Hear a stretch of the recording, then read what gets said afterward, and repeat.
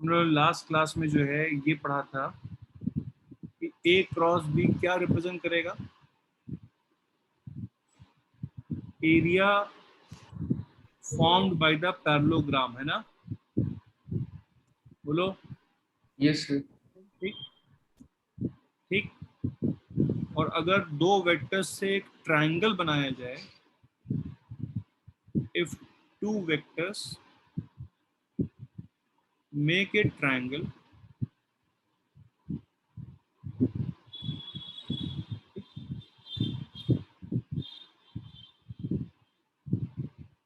ए और बी,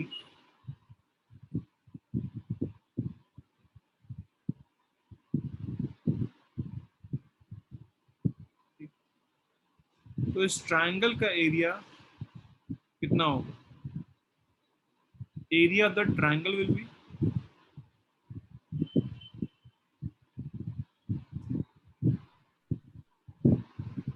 कितना हो जाएगा?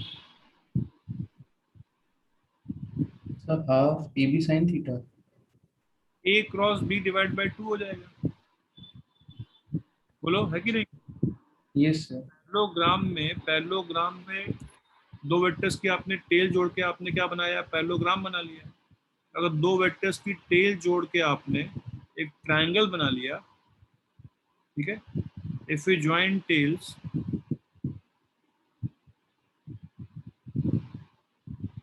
of A and B and make a triangle,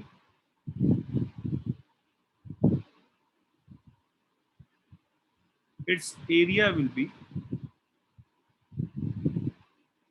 A cross B divided by 2. बोलो बोलो। Yes sir.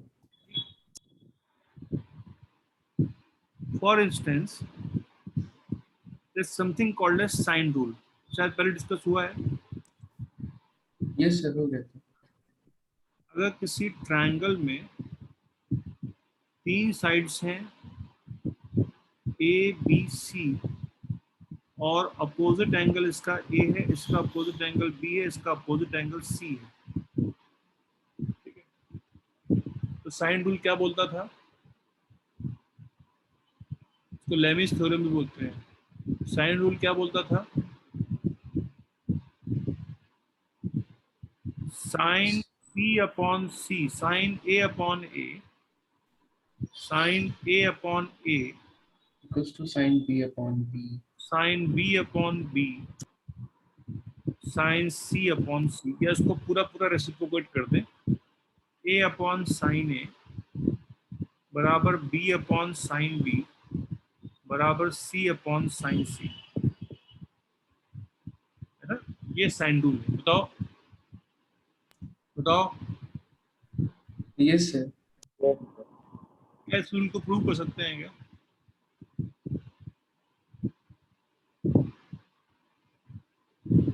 क्या इस रूल को प्रूव कर सकते हैं?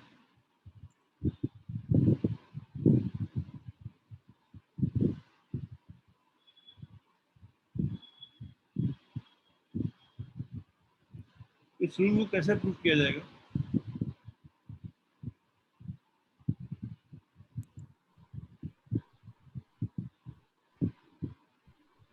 क्रॉस प्रोडक्ट से। बिल्कुल, क्रॉस प्रोडक्ट से भी कर सकते हैं।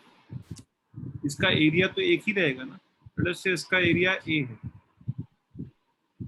ठीक।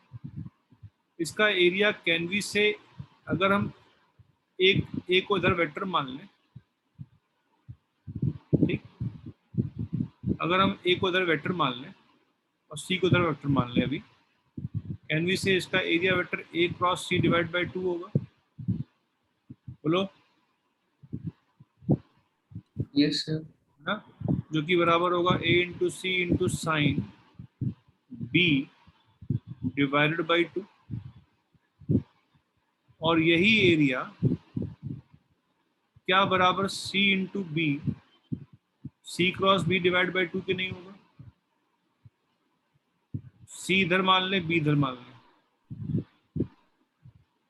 बोलो। यस सर, तो तीनों तरफ से कर सकते सी हैं। क्रॉस बी डिवाइड बाई 2 भी हो जाएगा, है ना?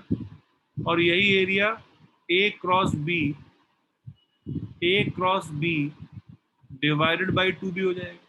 ये किसके बराबर हो जाएगा? सी क्रॉस बी किसके बराबर हो जाएगा? मैग्नीट्यूड में we are only interested in the magnitude part.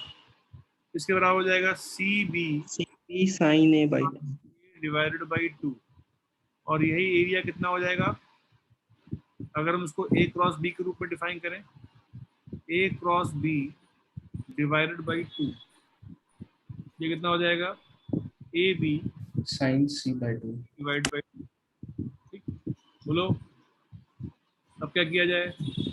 दोनों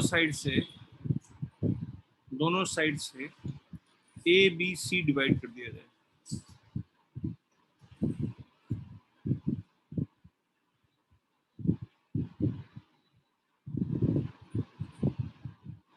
और 2 से मल्टीप्लाई कर दिया जाए।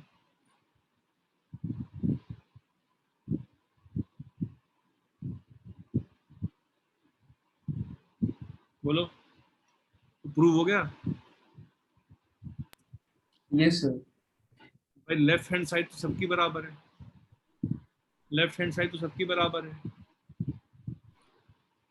तो साइन ए बाई ए बराबर साइन ए बाई ए बराबर साइन बी बाई बी बराबर साइन सी बाई सी। हो गया प्रूव? बोलो बोलो। Yes sir. yes sir अगला एग्जांपल करते हैं। एक पैरेललोग्राम की 2 diagonals of a parallelogram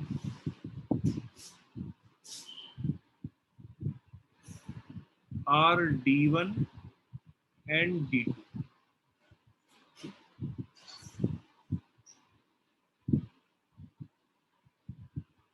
एक डायगोनल उसकी D1 है।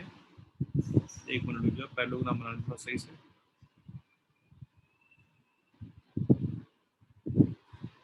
अभी लग रहा है पैरेललोग्राम।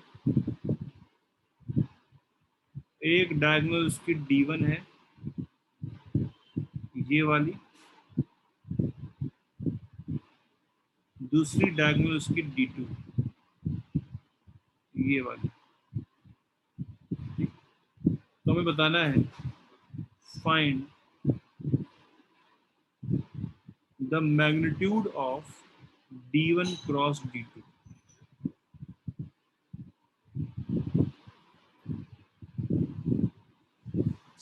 इसमें डिटरमिनेंट निकाल देंगे।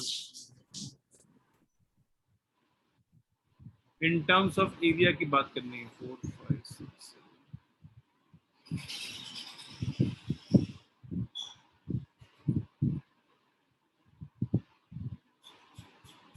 ये रोल नंबर 9 नहीं आता क्लास में क्या?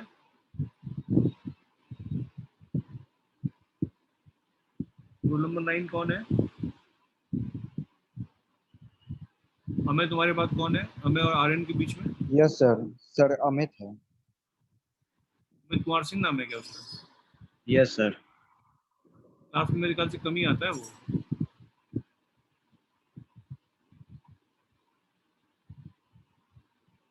बाकी क्लास में रहता है?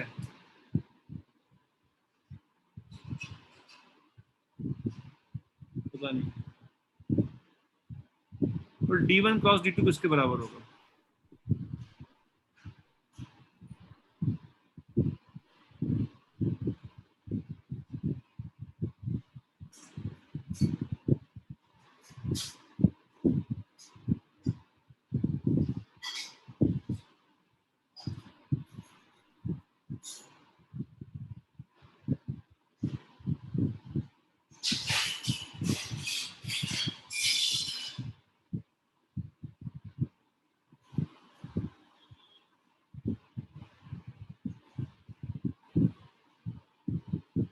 या यही प्रूव करना है? चलो मैं ऐसे ही चलो उसमें देता हूँ होमवर्क, ठीक है। प्रूव दैट सर एरियाज का हाफ इनटू डायगोनल्स का प्रोडक्ट होगा ना। Prove that D1 cross D2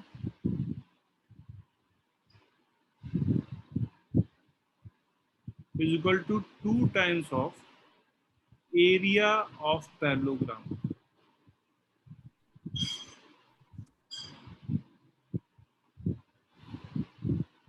क्या यही बोल रहे थे क्या?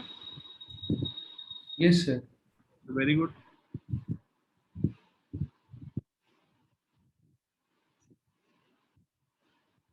चलो इसको करके आना बाकी लोग, ठीक है?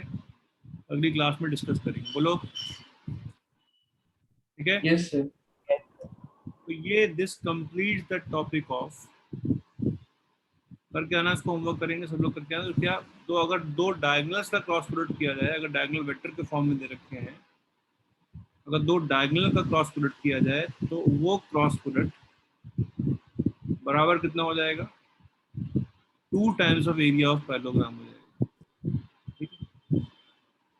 कुछ चीजें छोटी मोटी और हैं, हालांकि वो थोड़ा ज्यादा मैथमेटिकल है, उनको कर लें डिस्कस. पहले हम बात करेंगे scalar triple product.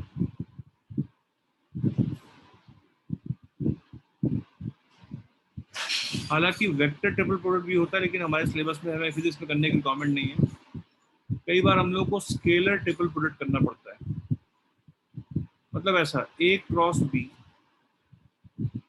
Dot C,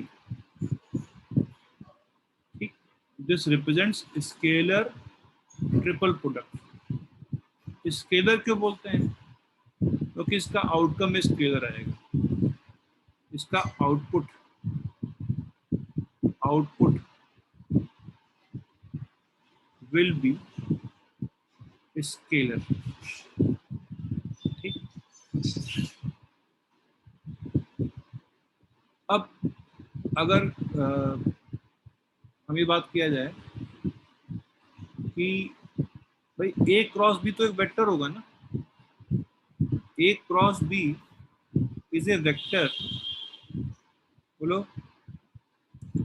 है ना? Yes, sir. Equal to plane formed by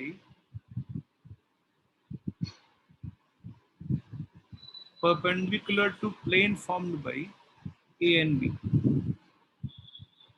ठीक, बोलो, है ना? है ना? तो बताइए, Yes, sir. आई कैप क्रॉस जे कैप डॉट के कैप की वैल्यू कितनी होगी?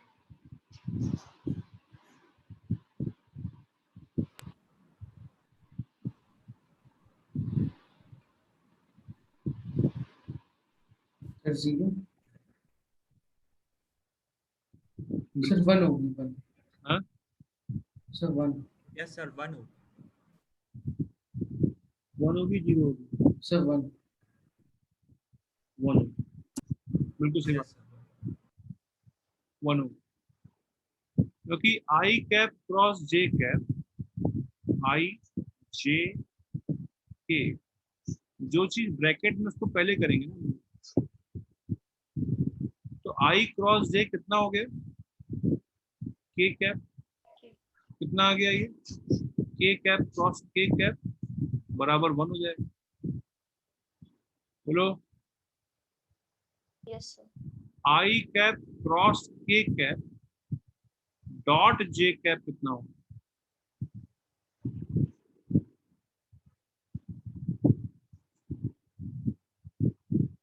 तो पहले क्रॉस करेंगे, क्रॉस के बाद करेंगे डॉट, क्योंकि ब्रैकेट लगा हुआ, वो ऑपरेशन पहले किया जाए.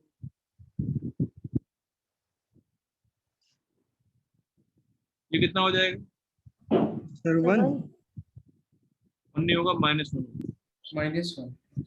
आई कैप क्रॉस जे के कैप, हम इस ऑर्डर में आएंगे ना, उल्टा आ रहे होंगे ना.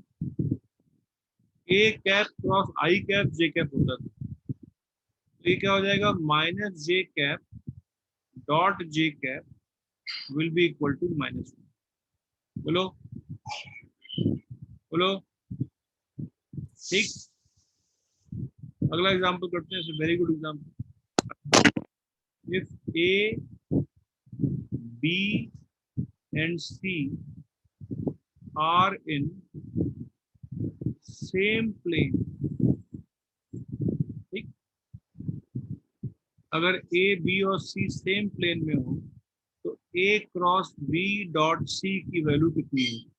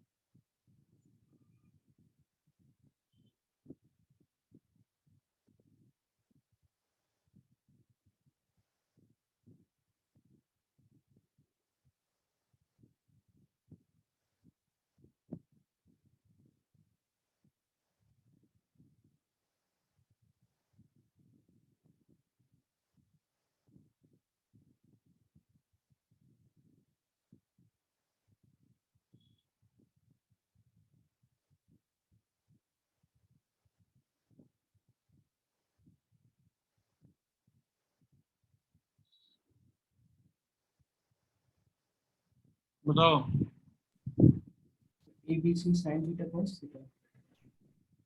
बिल्कुल नहीं।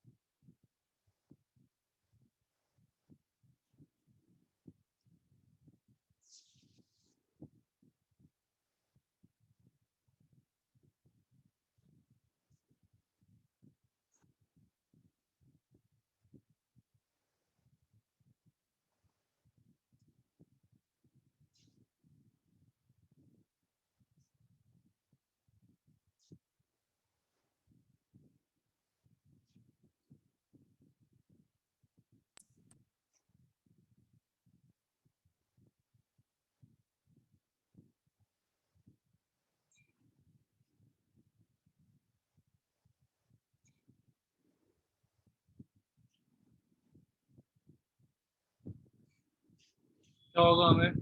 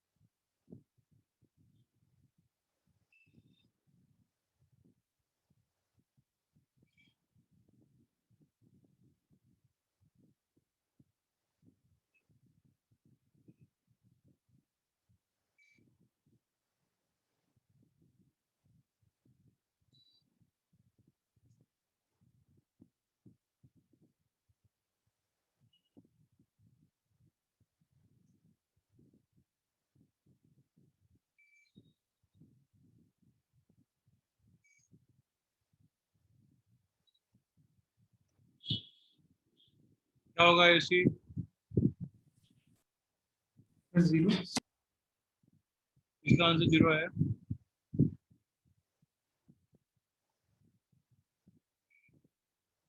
इसका आंसर 0 आया।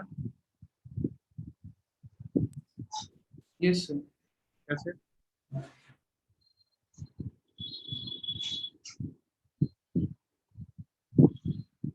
देखो इधर 0 ही आंसर होगा। सिंपल है। ए और बी अगर सेम प्लेन में है तो A cross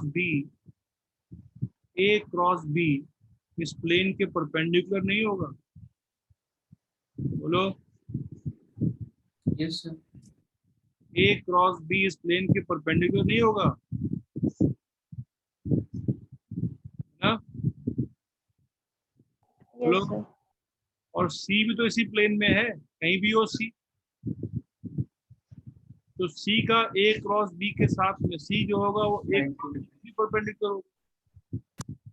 C will be perpendicular to A cross B and therefore C का ए क्रॉस बी के साथ में डॉट प्रोडक्ट कितना हो जाएगा? दो परपेंडिकुलर वेक्टर का डॉट प्रोडक्ट कितना होता है? Zero. Zero. C will be perpendicular to A cross B. समझ में आ रही बात? बोलो। अगर if A plus B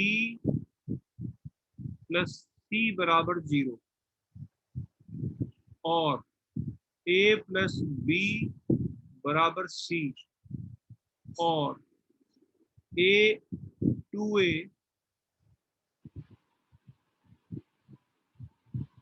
plus 3B बराबर 4C, इन तीनों कंडीशन में A cross B dot C किसके बराबर हो जाएगा? या A cross C dot B किसके बराबर हो जाएगा? या B cross C dot A किसके बराबर हो जाएगा? जीरो। सब के सब जीरो होंगे। क्यों? क्योंकि अगर तीन वेक्टर्स का सम जीरो है तो तीनों वेक्टर्स सेम प्लेन में होने चाहिए। बात की डिस्कस है ना? बोलो। Yes sir. For sum of three vectors to be zero, they must be in same plane. यहाँ पे A और B वेक्टर का सम अगर C है तो तीनों सेम ही प्लेन में तो होंगे। अगर एक ट्रायंगल में एक वेक्टर A, ये वेक्टर B, इनका सम C है तो तभी तो पॉसिबल है जब तीनों सेम प्लेन में होंगे। और तीन सेम प्लेन में होंगे, अगर तीन वेक्टर सेम प्लेन में होंगे तो इनका स्केलर ट्रिपल प्रोडक्ट जीरो हो जाएगा। बोलो बोलो। Yes sir. सिमिलरली ये भी बता रहा है A की जगह 2A हो गया, 3 की जगह B की जगह 3B हो गया, इनका सम 4C हो गया है, तो तीनों सेम ही प्लेन में है ना। बोलो बोलो। Yes sir.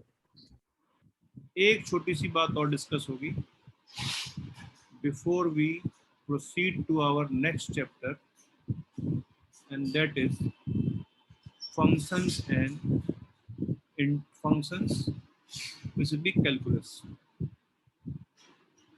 सुनो ध्यान से। अगर if a vector A,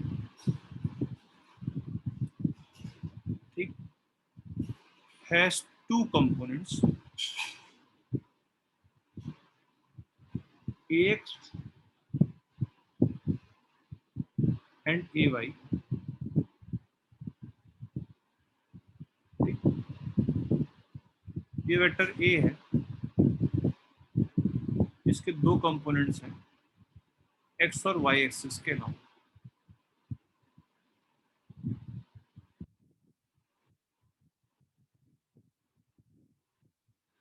ये वाला कंपोनेंट है, छोड़ो उसको, ये वाला कंपोनेंट है AX, ये वाला कंपोनेंट है AY। कंपोनेंट के बारे में सारी इंफॉर्मेशन है हम लोग के पास। ठीक? अब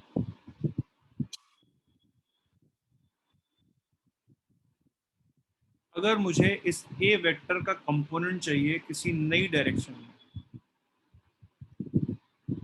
this is the direction D1 in which I want to find the component of A. To find component of A along D1 direction,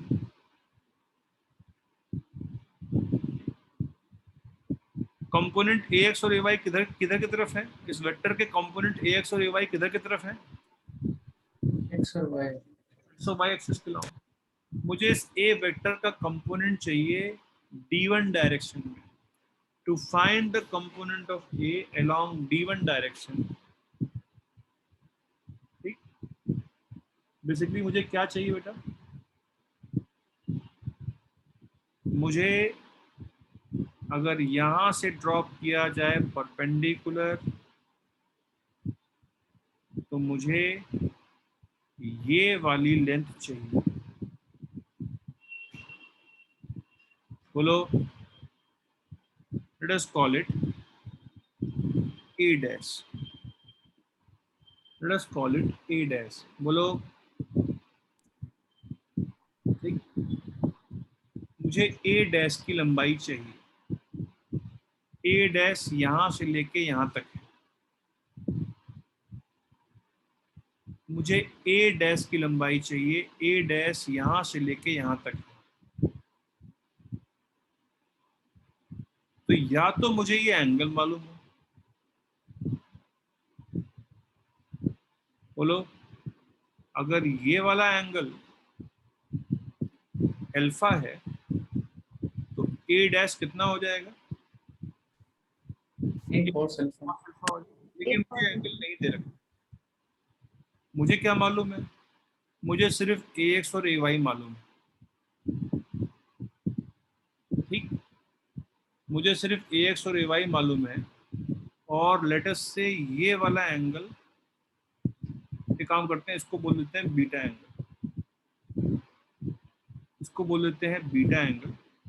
तो ए एक्स कितना हो जाएगा? A X A cos beta हो जाएगा। ठीक, मुझे ये बीटा नहीं मालूम है, मुझे अल्फा मालूम है सिर्फ। तो what is known? Known is A X, A Y and alpha. known is ax, ay and alpha। ठीक, फाइंड क्या करना है? e dash.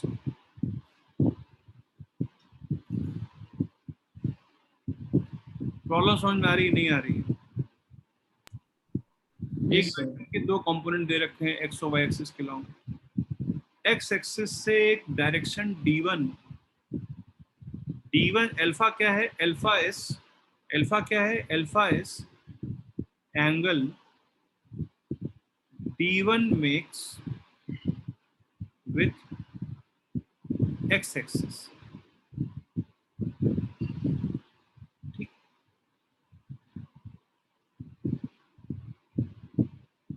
तो ए डैश की वैल्यू निकालनी।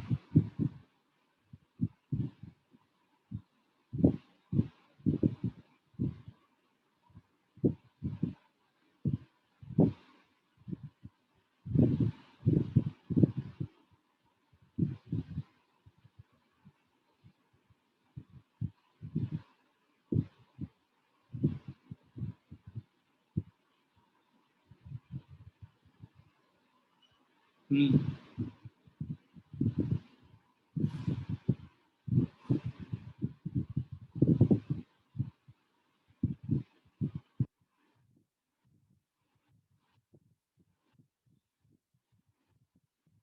वेक्टर कोई है, कोई एक वेक्टर है ए, उसके दो कंपोनेंट दे रखे हैं। मुझे उस वेक्टर का कंपोनेंट किसी नई डायरेक्शन में निकालना है। उस नई डायरेक्शन का, वो नई डायरेक्शन का एंगल मुझे मालूम है एक्स एक्सिस से अल्फा, तो वाई एक्सिस से कितना? 90 माइनस अल्फा। ठीक, या तो मैं बीटा फाइंड करूं, या तो मैं उस ए वेक्टर का जो कंपोनेंट है बीटा वो फाइंड करूं, एंगल जो है उस नई डायरेक्शन वो फाइंड किया जाए। बताओ।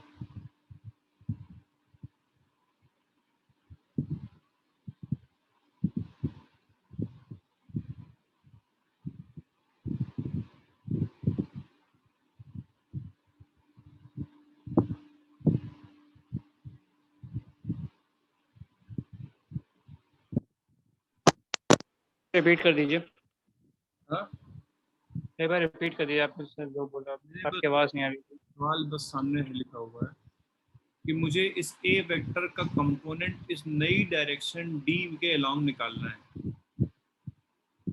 इस वेक्टर ए का कंपोनेंट मुझे एक नई डायरेक्शन डी के अलोंग निकालना है। समझ में आ रही बात? ये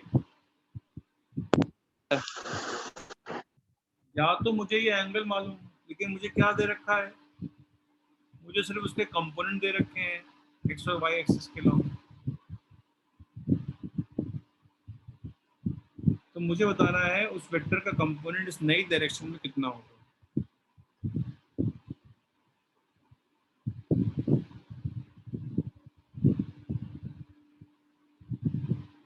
कैसे प्रोसीड करेंगे इसको?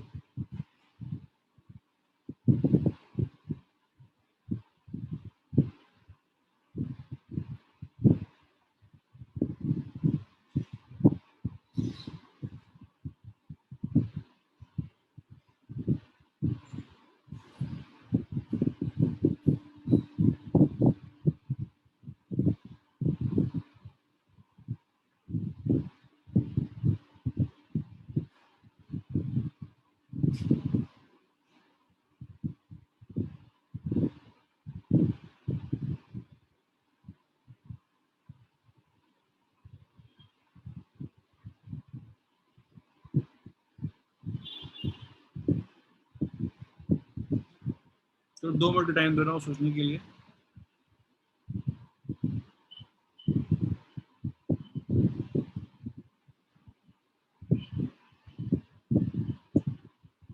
दो मिनट का टाइम है सोचने के लिए।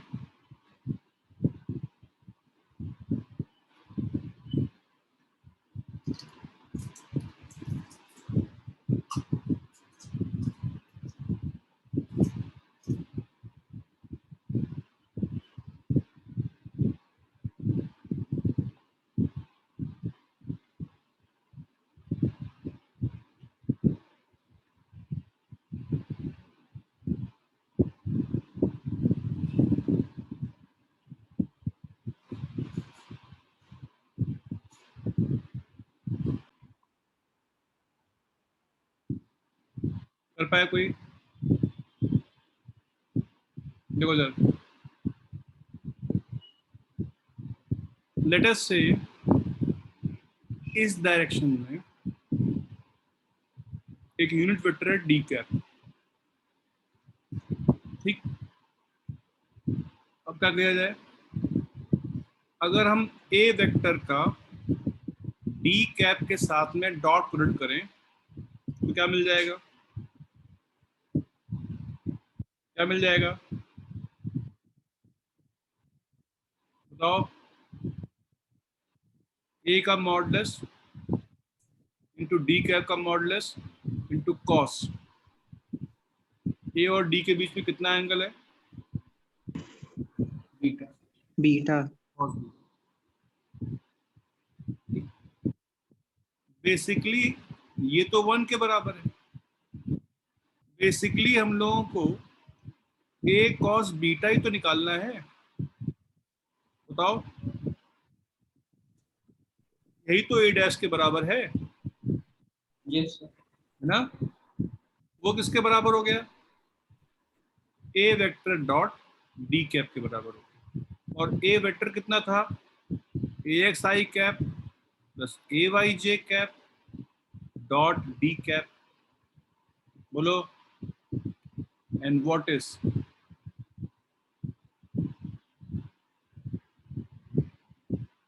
कितना आ गया? क्या आ गया? A X I cap dot D cap A Y J cap dot D cap what is I cap dot D cap equal to, ये वाला वेक्टर आई कैप है।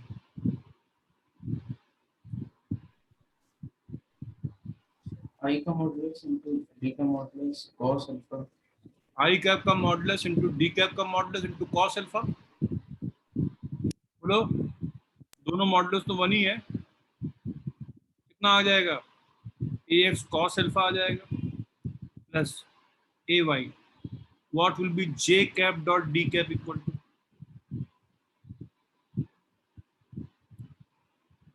जे कैप का मॉडुलस इंटू डी कैप का modulus into cos 90 minus alpha, which is A Y cos 90 minus alpha. समझ में आ रही है बात? ये हो जाएगा ए डैश। समझ में आ रही है बात? मतलब क्या कर रहे हैं हम लोग? अगर मुझे इस वेक्टर ए का किसी एक डायरेक्शन में कंपोनेंट चाहिए तो मैं इसका कंपोनेंट इधर की तरफ और इसका कंपोनेंट इधर की तरफ निकाल के ऐड कर दूं, उनके कंपोनेंट्स का कंपोनेंट इस डायरेक्शन में निकाल के ऐड कर दिया जाए। बोलो। Yes sir. के सारे कंपोनेंट्स के उस डायरेक्शन में कंपोनेंट को ऐड कर दिया जाए। ठीक। To find component of A along D cap, find the add the components of AX and AY along D cap। समझ में आ रही बात? बोलो। समझ में आ रही है? Yes sir. क्या? एक बार फिर से बता दीजिए सर। फिर से नहीं बताऊंगा, खुद अपने आप करो। होमवर्क ग्रुप लो, अगली क्लास में अगर नहीं समझ में आया तो कर लेंगे इसको। ठीक है? ठीक है? Yes sir. अगली क्लास में नहीं आया, खुद सोचो इसको अपने आप, क्या करना है इसमें, क्या सवाल क्या है, पूछा क्या किया गया है और कैसे अप्रोच करेंगे। भाई कंपोनेंट कहीं भी निकालना हो तो हमारे दिमाग में पहली बात स्ट्राइक करनी चाहिए डॉट प्रोडक्ट, है ना? बोलो। अगर कहीं भी कंपोनेंट निकालना है किसी भी वेक्टर का तो पहली चीज जो हमारे दिमाग में स्ट्राइक करनी चाहिए वो डॉट प्रोडक्ट। बोलो। Yes sir. ठीक। चलो, तो that brings an end to the topic of vectors. ठीक है? That brings an end to the topic of vectors. ऐसा कुछ नहीं है जो क्लास में डिस्कस नहीं हुआ है।